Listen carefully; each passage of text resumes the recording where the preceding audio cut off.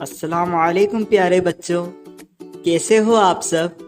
امید کرتا ہوں آپ سب اپنے اپنے گھروں پر خیر و عافیت سے ہوں گے۔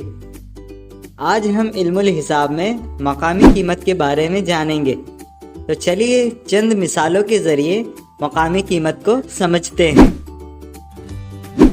اس مثال میں ہمیں ایک عدد دیا گیا ہے جو ہے 3,14,562۔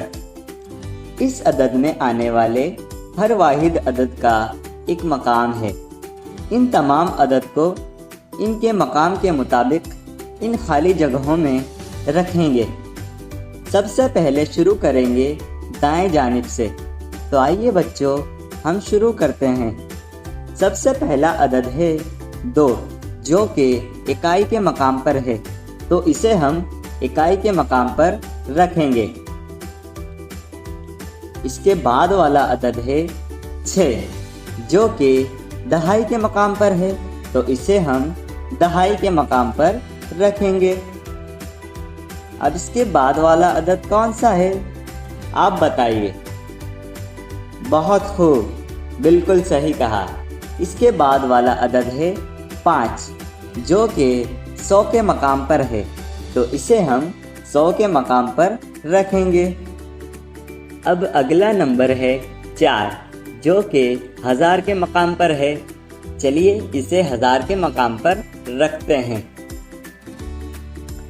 اب باری ہے 1 کی جو کہ 10,000 کے مقام پر ہے، چلیے اسے اس کے مقام پر رکھتے ہیں۔ اب ہمارا آخری عدد ہے 3 جو کہ لاکھ کے مقام پر ہے، اسے بھی اس کے مقام پر رکھیں گے۔ بہت خوب پیارے بچوں، ہم نے سبھی عدد کو ان کے مقام پر پہنچا دیا ہے۔ اب ہم ان کی مقامی قیمت معلوم کریں گے۔ تو چلیے بچوں ہم 2 کی مقامی قیمت معلوم کرتے ہیں۔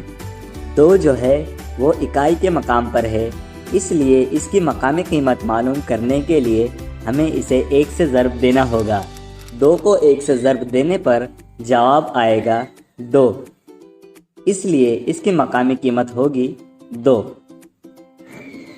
اب چلیے بچوں ہم 4 کی مقامی قیمت معلوم کرتے ہیں۔ 4 کی مقامی قیمت معلوم کرنے کے لیے ہمیں اسے 1000 سے ضرب دینا ہوگا۔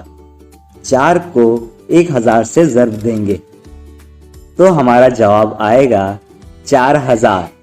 اسی طرح 4 کی مقامی قیمت 4000 ہوگی۔ تو چلیے بچوں اسی طرح کی چند مثالیں ہمیں آگے دی گئی ہیں، وہ ہم خود سے حل کریں گے اور اپنے مدرس کو بتائیں گے۔